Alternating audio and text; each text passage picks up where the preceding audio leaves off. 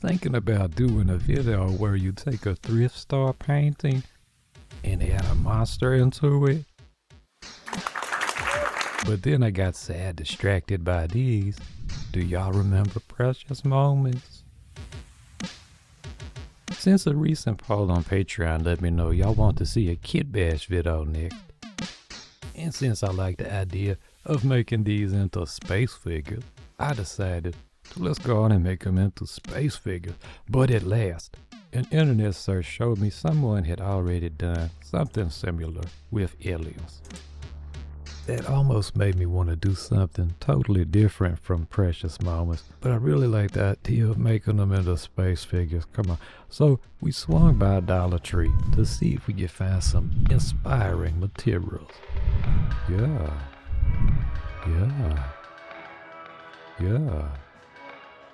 Here's some of the items that we got. I always grab at least one Final Affection accessory because I use them all the time. I got the scuba diving kit, which was on pooping mode. What? This might make a blaster cannon, a backpack. My subconscious told me to get these. But this was the main find, because this can be our base. The hexagonal shape reminded me of some plastic pieces I had been saving. This is some kind of toy container that had a figure that you put together. I think it came with some slime.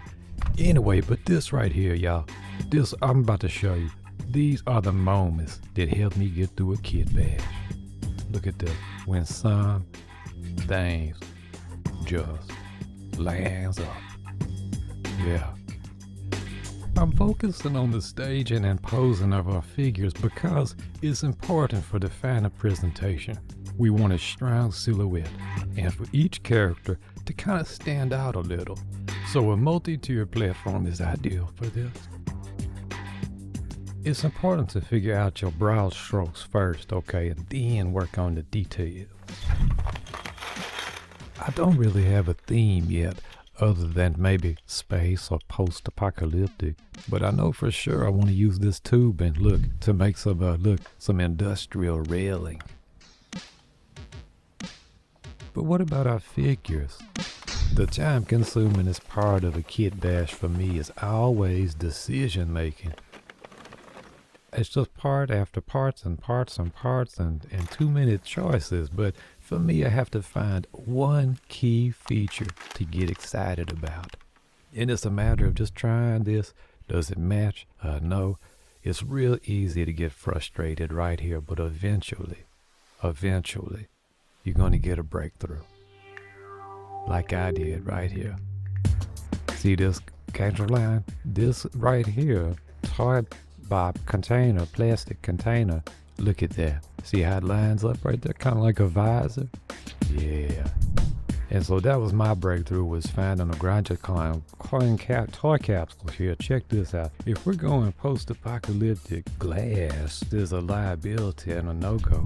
But if we stick with the space theme, it makes me think of a Titan AE. Y'all remember how they was doing a rough scrapping work, but they still had these cool outfits and these visors? Look at that. Visors are cool now. Y'all know, come on. Since I only have these two Groucho Marx coins, I'm going to split them, and for the back side of the helmet, I'll use this ice mold, since they're pretty close in diameter. Plus we got a couple of holes for some hoses or something maybe. Now let's talk about cutting plastic. YouTube videos can sometimes make it look easy, but plastic is tough to cut, so don't try to do it in one pass. You want to lightly score, defining a path, taking your time and using thumb control. Then go back over it, carefully cutting a little further, a little deeper.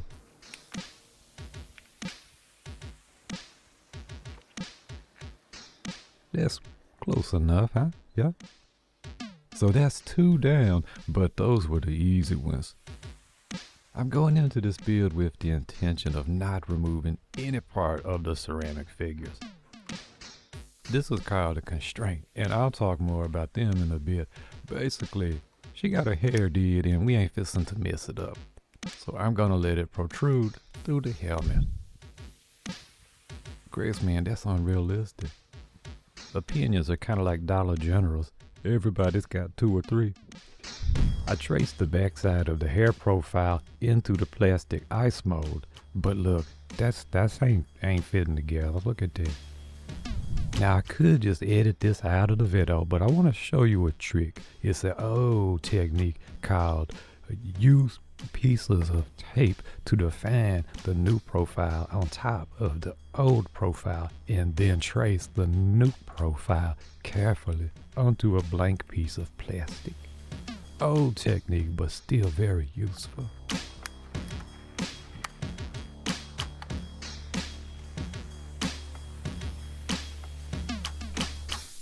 I want the backside of the helmets to be matte, so I'm gonna do a little wet sanding.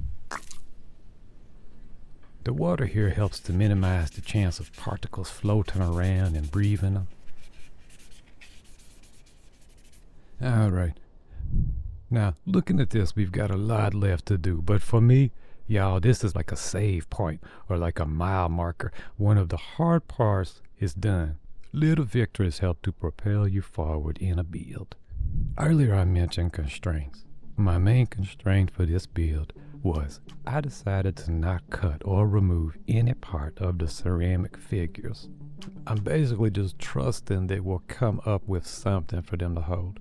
In the meantime, I did me a little inspiration search and found they actually have a Precious Moments astronaut.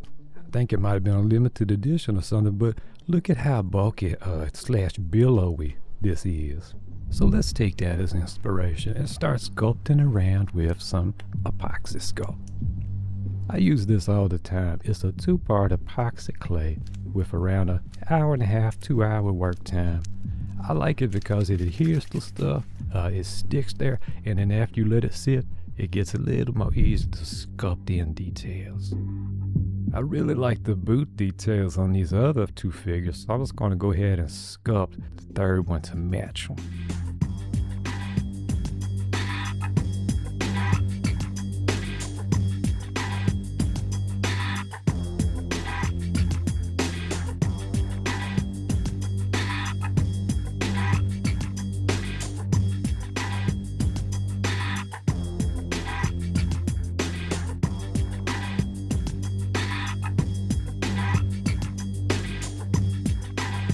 And since we don't have to worry about getting epoxy clay smudges on the back side of the visors, let's just go ahead and attach them right now. I got me some little arrows making sure that they land up.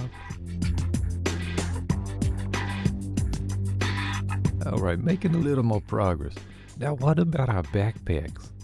Again, we can go all kinds of directions with all kinds of options, so I'm looking for constraints.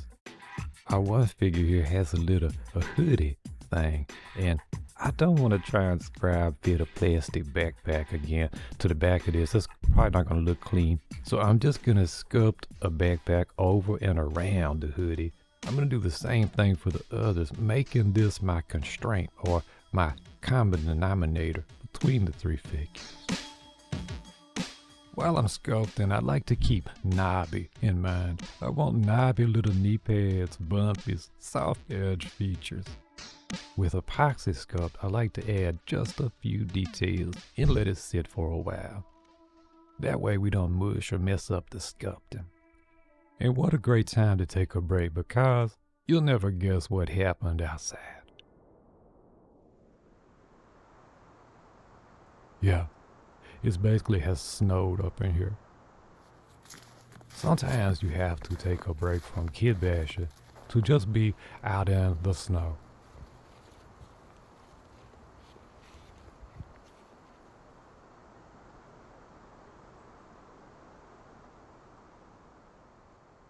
We're gonna add the finishing touches to our figure soon, but for now, let's knock out the base.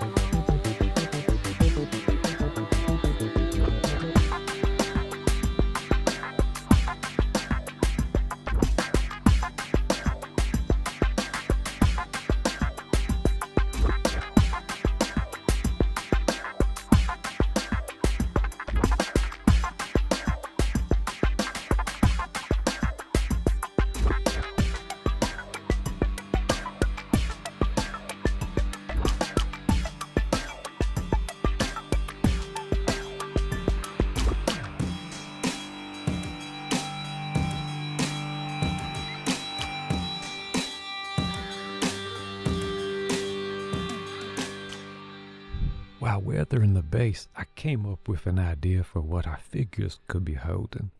I even came up with a story. These are gonna be marauders, but not space marauders. No, they actually go in and raid mines. And not just any mines, but they explore old beaterite mines. Beaterite is a rare material that at some point in history fell through Earth's atmosphere, and the material's density and temperature combined with gravity's downward pull of 9.8 meters per second squared is what gave the material its attractive shape. Here I've got the spare backside of a Grand Yukon container, and I'm using it to test to make sure we got clearance. Yep, good deal. But back to the beaterite. The material reaches terminal velocity, and then it cools off right before it slams into the Earth's surface. Many years later, the beads are mined from the sedimentary soil clusters. And the reason the mines are now shut down is due to oxidation that's required in the mining process. Rust and equipment upkeep couldn't justify the price of return on the beads, so the mines were abandoned. And the only ones who would dare enter the mines are the precious marauders, who have air supplies and can breathe in the heavily oxidated mines. Yeah, backstory. And just trying little things here. Found me a little wood plug that fits, and look at the... Yeah, that's what I'm talking about.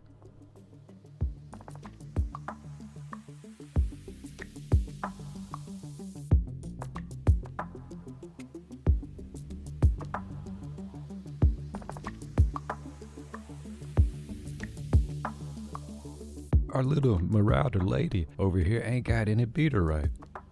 I wanted to build a Toshiba satellite laptop, but it's turned the wrong way. So I decided to just build a rugged, cool-looking technical book, like a log book. Like maybe it's where they keep inventory and a list of contacts on the beaterite black market. And now, let's finish this thing. I'm tying our beaterite cluster together with some chrome and craft paint. Look at this. Do y'all thin your paint? You might should. Craftsman's getting crazy here, mixing two different washes together. Why? To give me a sort of a darkish gray wash. This is going to get into the little details, the crevices and creases. And I feel like we needed some gloved hands holding the beaterite, so I'm just straight sculpting some new ones. And now, the piece to the resistance, the part I have been looking forward to, attaching our visor. Huge thanks to my buddy Studson Studio for educating me on that Bob Smith Professional Gold Foam Safe Glue Gap Filling Gel CA Glue solution. Sometimes regular CA glue can polymerize in an overreactive way, especially on foam. So I'm playing it safe right here. Thank you, Studson.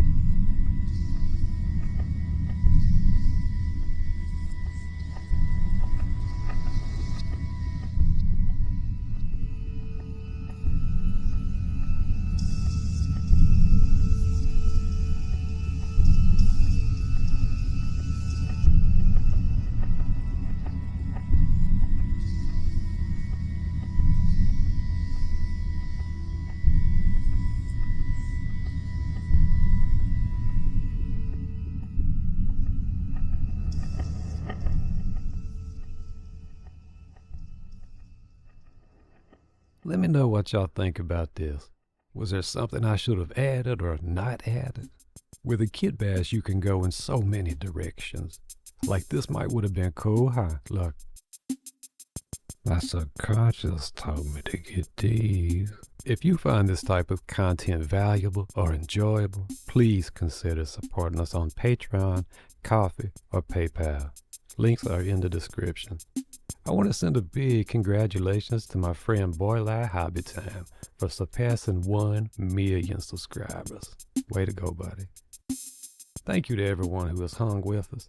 I was thinking, it's been 8 years up around here. Maybe it's time we can revisit some old concepts that y'all might have enjoyed in the past. Like we can improve on old videos or old projects. What's y'all's ideas? Let me know in the comments, please. I really do want to hear them. Until next time, I love y'all and keep on steady crafting.